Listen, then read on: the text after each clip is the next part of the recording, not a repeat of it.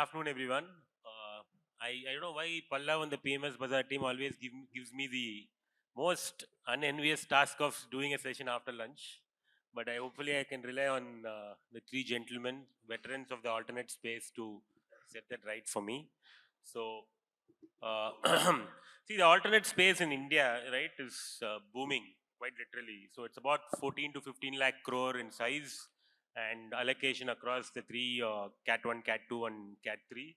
And in a lot of ways, it is going to be the trend setter or predictor of what is going to come next as a big thesis in India, right?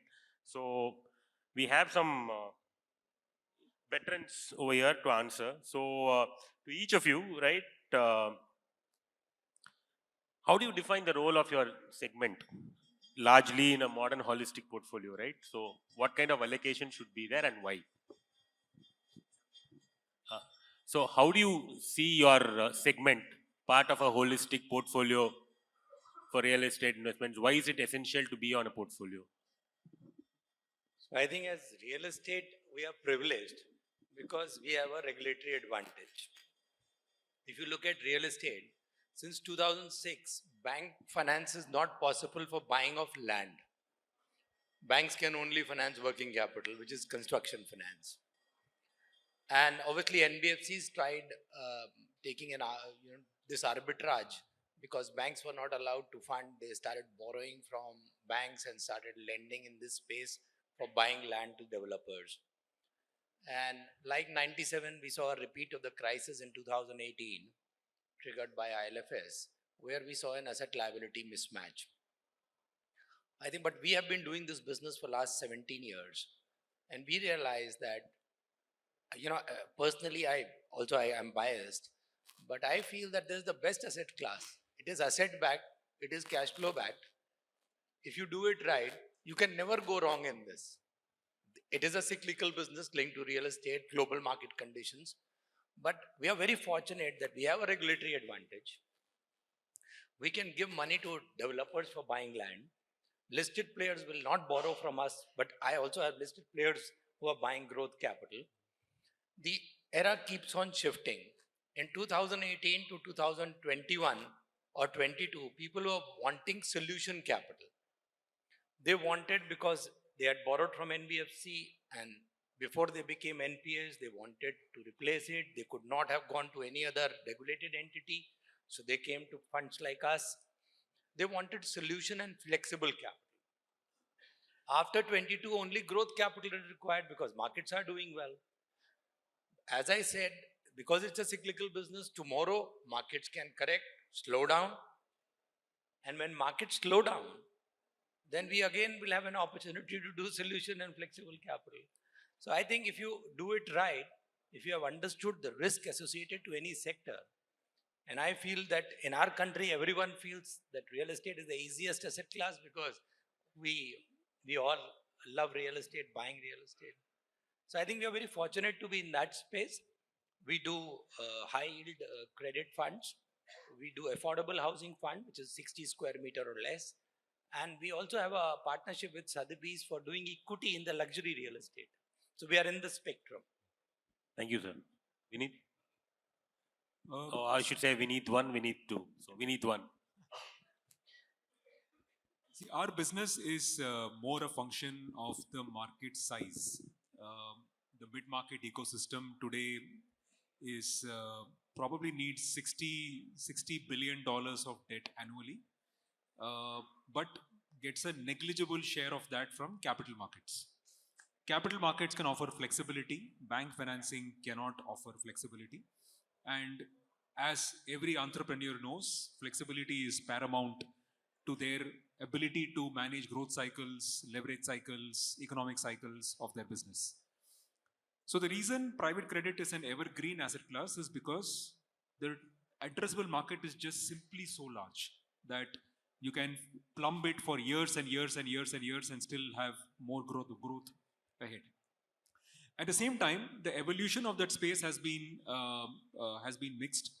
So India's AIF guidelines only began in 2012. The first credit funds came up in 2014. the first few funds indexed themselves more to financial institutions, steadily mid-corporate and various use cases like special sits, etc., started building up. And in a growth cycle, OpCo funding for the purpose of growth takes priority. In cycles where equity markets are weak, solution capital becomes priority, right? But I think this space offers the highest amount of diversification. It's possible to run today a 5,000 crore product at 2 to 3% diversification. It's unheard of. It's not been seen in India so far. Globally, for example, private credit funds operate at 1% diversification, and that's where we are heading. So you can actually, therefore, get yields that are anywhere between 5 to 6% higher than what a mutual fund can offer, with the diversity that allows you to be very comfortable with the effective yield that the portfolio will get, even if there is some amount of statistical asset quality challenges. So yeah, I think it's a great product for allocation, and steadily with every passing year, the quality and the diversity of these products is becoming better and better, making it a necessary part of anybody's portfolio. Excellent. So Vinit Bhai, take one for the team. So why should they give us money in the portfolio? Sure. Hi. I hope you can hear me. Yeah. So I think I'll answer this question in two parts. One, of course, is where is the demand for this capital coming from what kind of entrepreneurs, where we kind of come in mid-market. And of course, second, very specific question, where does the HNI place this product in his own portfolio, right? So, from, when you look at growth companies, right? So if you look at the illiquid private equity asset class, you again have three specific buckets. One is startup funding. Then the second is mid-market, where maybe both of us play. And then there are large PE funds like Kedara, etc., which then finally IPO, Lenskart to go public, etc. So when we are looking at the mid-market space, the good thing is that the product market fit is already there, right? Whether it's his manufacturing companies, or whether it's a Nick ice cream which we bagged, or whether it's a Zoff Spices or a Canpack packaging, where businesses are already there in some shape and form. And now they need capital to grow at a very fast pace, right? And I say very fast means compounded growth rate of 35% plus for the next 5 to 10 years. And which is where they need capital. And of course, along with capital, they rely on us to kind of provide, board support, recruitment, strategy, and so on and so forth. So that is where the money is getting deployed. And that's where you see that companies are growing at that pace that in 4 to 5 years, company sizes are becoming, 4 to 6 times. And because it's not always tech, etc., there is not much burn associated with it. So that's the, underlying businesses when we are talking about our asset class. And coming from a LP perspective, if I am an HNI, how do I look at this in my own portfolio? I think because it's equity, of course, it's high risk, right? Even listed market is risk. Unlisted is, of course, higher risk. But within the within that higher risk bucket, again, if someone is starting off, and that's what we've seen with our LPs, when someone is starting off, they don't want to really do complete startup because there, it's like, almost like out of 10, 8 might not even see the light of the day. It's a set-off. So, and the other larger PE funds, they are very foreign capital backed, right? There's all foreign pension funds. So this mid-market space where a domestic LP can participate and where they know that even in bad cycles, so for example, we are running this business for 19 years, which had global financial crisis, demonetization, COVID, everything you name has come. But still we've been able to at least give 2 times cash on cash back at several funds, right? So that's where it's like, okay, while you are getting into a higher risk asset class, this still has that unsaid capital protection and the potential to deliver returns is much higher. Excellent. So thanks for defending us. So Amit sir, coming to you, right? So you run one of India's largest real estate platform, I think almost 9,000 crores in terms of AUM. How has this asset class transformed, honestly? Because, real estate has been with us since our young days, right? Everyone says buy a house. But how has this asset class transformed? Do you see a lot more changes coming?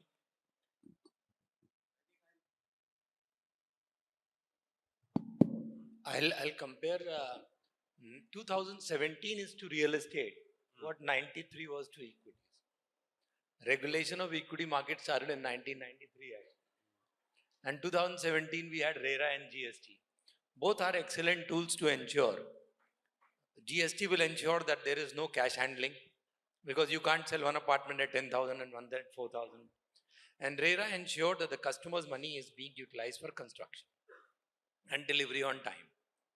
Obviously, there will be black sheep in the market. It is like dealing with large cap, mid cap, or small cap. Not that everything in small cap is bad, but if you go with over leveraged players who do not have a track record of delivery, end users will burn their fingers. Now, as far as the sector is concerned, the governance is increasing, and you can see every corporate of this country, from Adani Ambani to Godrej to Birla to Tata, is in this space now. Before regulation, nobody wanted to be in this space. Customer is willing to trust these brands, so the consolidation is happening. Just to give you an idea, if you go to US, there are 15 home builders who are responsible for 70% of the vertical market in top 7 cities. And these companies have market caps of $10 to $30 billion. Whereas in India, 34 players are not even responsible for 30% of the market in top 7 cities. So our consolidation journey has just started. Governance is improving with every passing day. People are willing to pay a premium. Luxury has just started. Second home market is there. Senior living is yet to start. Student housing, I'm not getting into it. Rental housing may not be possible till the yields and there is a positive arbitrage because our interest cost is higher and the rental yields are lower. That also era will come maybe a decade from now. So I think we are just getting, and you know, if you compare our market to US market, very interesting data, that all of us sitting in this room can buy anywhere in Dubai, Singapore, London, New York. But no foreigner can buy residential real estate in our country because we have not achieved housing for all. So it is not open for foreigners. Others are thriving by inviting foreigners. There is no second home tax benefit in our country. There is 5% GST, 6% stamp duty. You are negative 11% or 12% day one. So actually it should be only for users. But some of us will continue to buy. And that is why people prefer land to apartments. I think our journey has just started. Look at what happened in COVID. Everyone, and thanks to the air quality, everyone wants to go to Goa, Alibag, Lonavala, and many other places. So we are just beginning. If we are going to go from say 4 trillion to 7 trillion in 5 years, imagine what will happen to because you will create wealth. You'll create aspirational young India who wants experience. And hence, I think we are in the beginning. It is a cyclical industry. If global markets correct tomorrow, we will also feel the impact because everyone becomes a fence hitter. But then the moment the market returns, we go back with the new highs.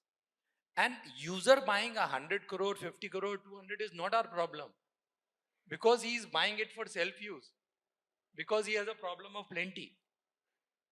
And that is not a benchmark. Affordability is becoming an issue because of the price, because of supply. Pre-COVID in 17, we used to have supply of almost 17 to 50 months in every city under construction based on RERA launches. Today, average is 17 months, which comprises of 9 to 10 months in Pune, 12 months in Bangalore, 15, 16 months in Bombay and NCR. So, and infrastructure does not keep pace the way we want. We are growing as a country. So we are just at the beginning of a cycle, which is a long cycle. In between, some impediments may come, but it will not impact the overall medium and long-term growth of the industry. Excellent, sir. Quick yes or no comeback for you. So are you happy being in the veteran in this segment with the RERA implementation and governance? Yes, no? Yes, it is a beginning. 93 to even now the equity market is issuing circulars every now and then. How do you expect RERA to complete that regulation process and the governance? I expected that. Thank you. So, Vineet, let me get you to fight with both of them. Where does performing credit generally sit between a strategy like real estate and a strategy like private equity? Be brutal. Yeah, so I think firstly, we should be clear what is performing credit. The joke is that it is not non-performing credit, but that's not the point. Uh, it's a good question because the space itself is not more than 3-4 years old from an asset management perspective. Broadly, performing credit is about financing operating companies against cash flows for a business use, typically growth. Right? That's the classic definition that most of us use for what is performing credit. So what it is not, for example, is shareholder corrections. What it is not is for special situations. What it is not is for promoter finance. And that kind of puts a boundary around what it is, which is about saying that there is a middle market of companies that seek to build, grow, scale. They may come to some of you guys for equity, and then they may want to raise 2 times to 3 times of that as leverage, which allows them to achieve the right shareholder returns for themselves. So India has a very large number of such companies, right? And at our last count, at any point of time, we see 7 to 10,000 companies that can potentially qualify for a performing credit fund with a growth outcome in mind in sectors which today are seeing tailwinds on account of macro developments, government policies, underlying consumption demand, etc., etc. Now, having said that, let's talk of segmentation and where this sits from a investor's portfolio. When we started several years ago, we saw a very clear barbell.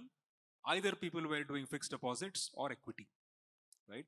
And the biggest task in front of us was to segment.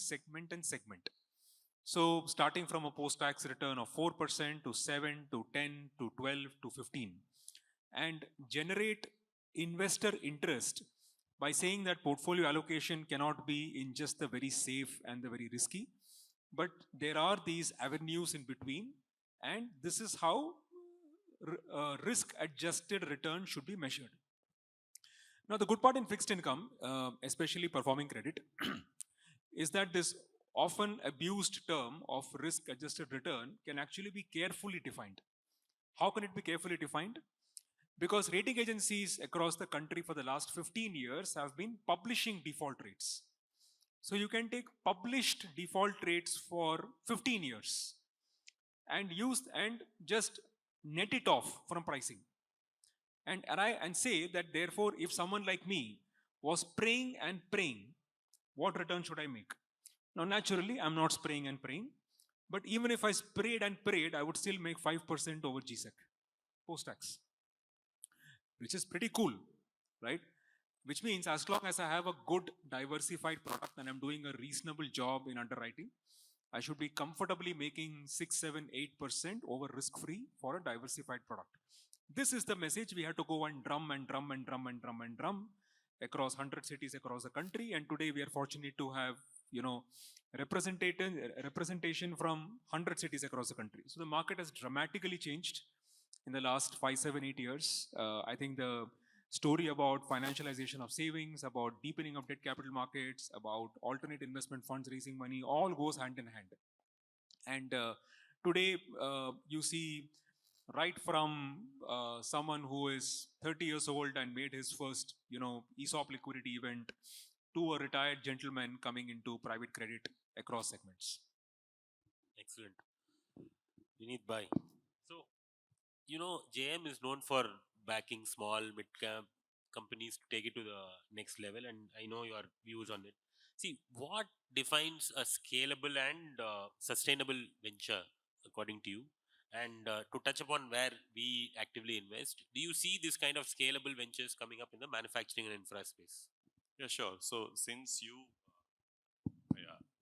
want to talk about manufacturing, maybe we can take a live example. I don't want you to. You can. No, that's fine. I will, because that helps both of us. So, case in point, what is really a scalable business, say in manufacturing, right? So, for example, when we invested in 2021 in a company called as CanPack Trends, it's a folding carton player, right? The paper packaging that you see, whether you buy a KFC burger, you see those paper boxes, or you buy a good night ka machhar ka dabba. So that dabba is made by, right? So that's a classic manufacturing business. And I think for a long time, packaging used to be seen as a very low value add, low converter kind of business, right? So but we saw it very differently, and we felt that the space that this company is playing in is targeted very well to mid-market brands who cannot do advertising. So, for example, if you are a chocolate brand, you're a new chocolate brand, and you want to compete with Cadbury in advertising, there's no chance you're going to do it, right? But if you got placement at the modern trade, you want that packaging to be so attractive that the consumer picks it up, right? So packaging becomes a differentiator there. So coming back to your specific question, that is what to me determines whether the business is sustainable or not, because is he really creating a value to the customer which is differentiated and for which the customer is going to stick to the business, to the company for a long term, right? So that's where differentiation is extremely important. Another example for us is Balwan Agri, right? So if you look at the agri landscape in India, right, land holdings are continuously declining, right? So it's not possible to take a tractor everywhere, right? Every farmer is doing a very small land cultivation, etc., where the need for small equipment is rising a lot. The other side is that the labor costs are going up a lot on the agri side. It's becoming more and more expensive, right, at the ground level. So which is where we saw that there's a massive need that, equipments at a price point of anywhere between 10,000 to 40,000 is a big opportunity here, right? So again, this company caters to that market, which we again saw they've created a small brand and now they're scaling really fast. They've tripled in 2 years, right? So the point is that I think once you identify that uniqueness of that business model and the large need that you see that the companies can grow, as I said in my earlier point, 35-40%, I think those are the business we look for, Vignesh. Excellent, excellent. So a common theme question, right? So even when I meet an LP or anyone we meet, they ask us, how is your deal flow, right? And how do you differentiate what is a good deal, what is not a good deal, and how do you source this, right? And the common comeback when we say that we have a network is everybody has a network, right? So to start with you, sir, what are the challenges that we have in sourcing good deals, good promoters, and how do you do it? How do you go about doing it? I think in real estate, fortunately, we are very fortunate that we have got so many deals and we don't have money to deploy. But yes, because we have also gone through cycles, because 14 to 20 was a bad period of real estate. I think each company will have their own risk management framework and a filtration process. Earlier, we believed that only direct sourcing will help us because we are in this industry for 30 years, 17 years. I have co-founded this business, raised and deployed $1 billion. But we started realizing that we can't cover the entire market as a small team. So we also source it through IPCs, International Property Consult, like JLL, CBRE and others, and all other advisors, investment bankers who give us deals. Because of being in the industry for 30-35 years, we have given loans to every developer of this country who has delivered 2 million or 5 million square feet. We are aware of quite that. a bit of inbound also to you. Yeah. So most of the deals actually even now come to us directly. They are also repeat deals to the developers whom we have given money. With the same developer, we have done equity deals, we have done debt deals. So I think it's very easy for our industry because the number of players left are very few. So there is HDFC, there is Kotak, both dependent on offshore money, and domestic players like 1 or 2, 3 more. But the stability of our team differentiates us because most of our senior team members are 15 years in the company. And that helps us to connect with all the leading players of the country. And so deal sourcing is not a problem for us today. Good, sir. हमारा जैसा मारामारी नहीं होता है. Very good. Vineet? Vineet one. In our world, deal sourcing is about trying and being the first to the deal. Today, when we started 5-6 years back, there were very few private credit funds around. Today there are 40. And as a result, sourcing has become a much more sought after competency as opposed to earlier. How do we tackle it? In our case, we have the benefit of having a larger group that goes beyond the AMC. And as a result, we've been able to set up a dedicated sourcing team that cuts across 15 cities in the country where we are able to meet possibly 15 to 20 corporates a week and build a network of our own that can give us a very steady pipeline of assets and specifically unique assets that where we're able to get there faster, engage with the promoter, have a very strong primary engagement, structure the trade the way we would want to structure it, and then ride the company's success over the next 2, 3, 4, 5 years. So the credit industry is still very nascent. Although the number of players are large, but I think the sheer number of companies that have actually raised money from private credit are still a negligible fraction of what it can be. And therefore, we are still at a stage at which primary origination is extremely important. Nice. Do you ever see your segment going through the DSAs that the ICICI and HDFC set out to sell loans, credits like that? Do you guys think that kind of requirement will come ever in your segment, or it will always be a select set of people who you lend to? No, I think it can and should go wider. So if I have to draw parallel to US or Europe, eventually these domiciles have become like a broadly syndicated market, right? So there are bespoke transactions that come directly into a fund's fact sheet, and then there is a very broad syndicated market where an investment bank takes a trade and places it with 20 funds, right? And both go hand in hand. Usually there is a pricing difference. The BSL market or the broadly syndicated loan market typically operates at say 7% dollar returns, and the direct lending market operates at 10 to 11% dollar returns, right? Because it's more bespoke. These things will happen to India over time, right? But it's quite some time away. So the reason I asked was quite a few wealth distributors are showing interest. So I was wondering whether that trend will follow, but thanks for that. Amit bhai, just one small addition to our question, right? So, so outbound versus inbound, how do you see in our space? Yeah, so we, of course, touch wood because we've been in this business for 19 years now. In fact, next week I complete 19 years at JM. So, Age. so it's because then the market knows a lot of deal flow is inbound, and a lot of, chartered accountants, etc., of course, do send us a lot of transactions. I think, the challenge for us is not the deal flow. To give you an example, when we invested in 10 companies in our previous fund, we would have looked at some 900 transactions, right? So number of transactions is not the challenge. I think the challenge is that how do you quickly understand and analyze the specific industries? So to give you an example, like we all had lunch, right? So food, I mean consumer and then food. But even within food, there are so many different segments, right? The chocolate is also food, ice cream is also food, even drinking water is food and beverage. So the challenge for us is that when you are an agnostic fund and you have so many segments, even within a consumer, I'm sure manufacturing again is so wide, right? I think that's, it's massive, right? I mean, you will have packaging, you will have waste management, you will have this, you will have can, whatever.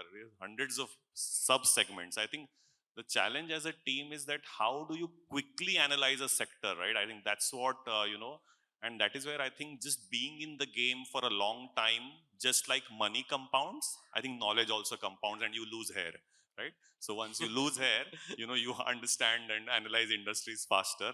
I think that's your only moat, but that's the specific challenge that we see. How do you kind of, go deeper and very fast? That's the thing. That's a good justification for receding hairline. I'll use it. So let's some interesting investor bites. So Amit, sir. So let's make it interesting, right? Which are the cities or the pockets that you see in the real estate space where you think good growth is set to come and people should actually consider?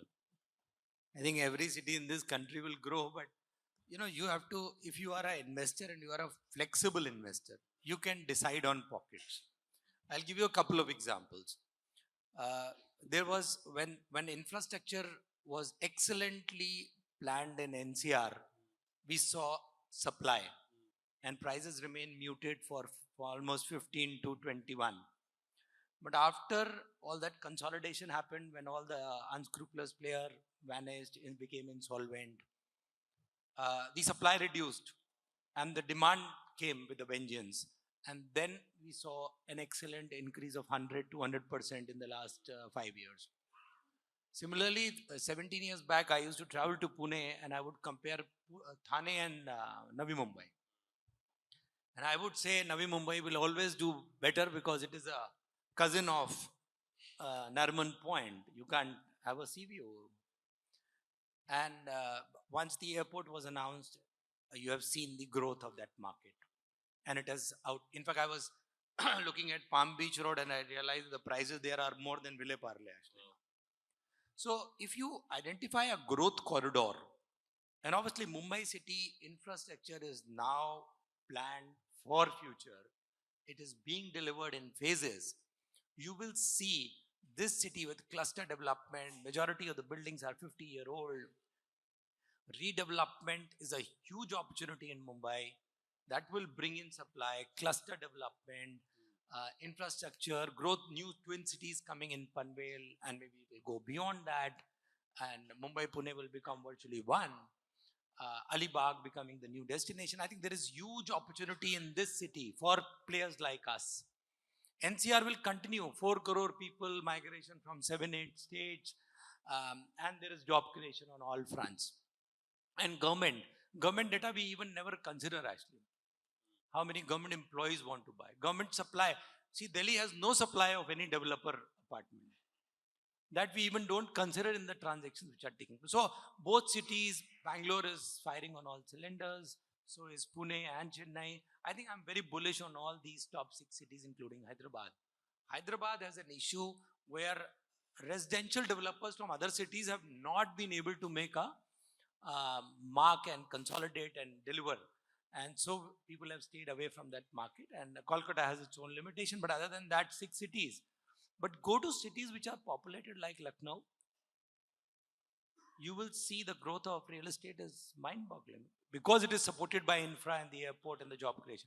I think every city will grow, but I'm very bullish on Mumbai and NCR. Spoken like a true Mumbaite. So thanks. So we need to come to you, right? So you ran India's first AIF dedicated to asset-backed securities, right? How do you envision this fund helping India as a whole or catalyzing India's financial inclusion? So this fund is one of the most, I think by far the most complex and rewarding projects that I've ever undertaken. To illustrate, we set up a product in Gift City, being the first debt manager to do so. We set it up by bringing in purely international institutional capital. So essentially, we became the first conduit for that money to come into India through GIFT. We designed the product to invest into something called asset-backed securities, which is a very complex product. What it effectively means is that financial institutions sell their MSME loans into a vehicle.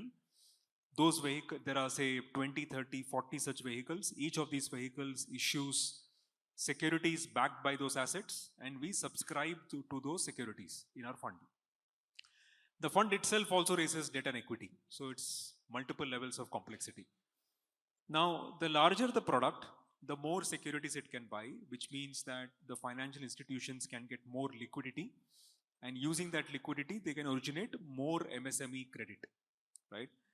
Now, the underlying investments that we make are relatively shorter duration, 12 to 18 months.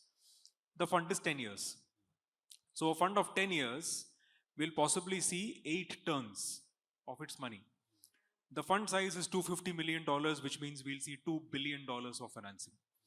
$2 billion of financing, which is going as liquidity to financial institutions to create retail loans of, let us say, ticket size of 1 to 2 lakhs, average size.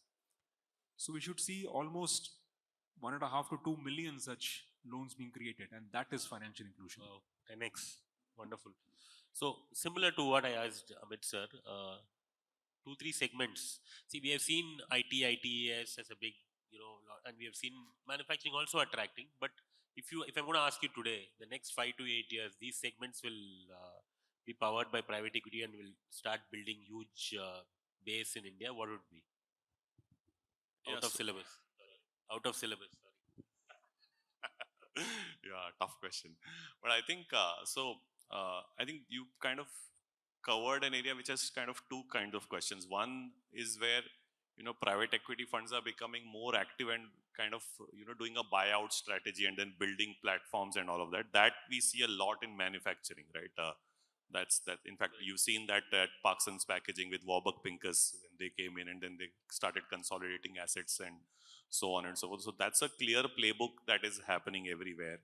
In fact, now Canpack has started the same playbook in packaging. So that is, and that is now extending to different sectors as well, right? Even consumer, you've seen platforms, you've seen Nutra, you know, so Samara had a food platform, Kedara had built a Nutra platform. So that playbook is of course there where, you know, you are betting on a management team, a quality of, you know, management company, etc., where they can actually take suboptimal assets and turn them around. So you buy them cheap and then of course create a lot of returns by turning them around. So that is a playbook which is across sectors, Vignesh.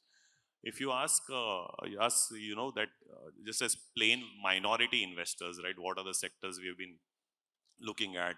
So we remain sector agnostic, so every pocket of opportunities is always interesting to us. But of late, we have looked at recycling a lot, right? I think that the government drive and the rains in Navaratri now tell us that, you know, we need to do something about it. So I think a lot of opportunity, we have seen a lot of transactions on recycling, waste management, etc. And I think that will be a big sector, you know, to kind of look at and look for different, whether it is, you know, something like crushing a fridge and a TV and taking out rare earth out of it, or in chemicals, or in, you know, so many other sectors. So that is something which we are very focused on to identify opportunities.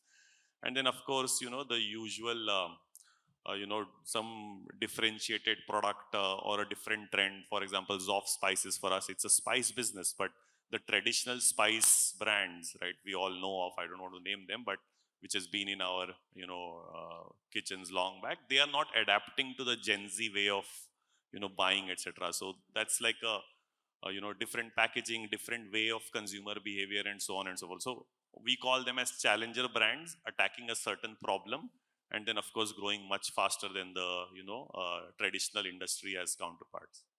Excellent. I think we have time for another one question. Just quick question. So one memorable deal that made it, which you thought was an excellent deal for each of you, as an example. Just one deal. I think we did a deal in 2017 beginning after demonetization, before RERA and GST, in NCR, where we bought a Delhi Metro land parcel. The total investment was 50 crores. The profit was around 1200 crores. Wow. And developer invested zero money. सब छोड़ के आ जाएंगे sir, ऐसा return दोगे तो. But it was the timing actually. Yeah. Nobody was a bidder. So, you know, whenever you make investments, I think it's about greed and fear. And a developer made zero investment virtually.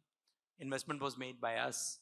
And developer is sitting on a 1200 crore asset, which is the highest rented asset in NCR, in South Delhi. Wonderful. So greed and fear is the... Wonderful, sir. Vineet? The most special is always the first one. Our first trade happened 5 days after India shut down for COVID. Made an investment in a company that had more than 800 crores of net worth. Funded the company at 14.5 and sold down the bond in 2 years at 9.5. Wow. Lovely. So my memorable deal is a little bit of a twist. So I actually saw a company in microfinance grow from 4 crore to 200 crore PAT in 3 years. Wow. Was looking at 40x, was imagining retirement at the age of 30. Yeah. And then suddenly, you know, some government banned the business of microfinance in the state, and it straight went to minus 1200 crores net worth. But why it's memorable is that after that also we kind of just kept at it, being resilient with the founders, etc., and managed to kind of come back and IPO the company, and the company was a great journey. So that was really memorable for us. I think you've been a wonderful panel. Thank you so much.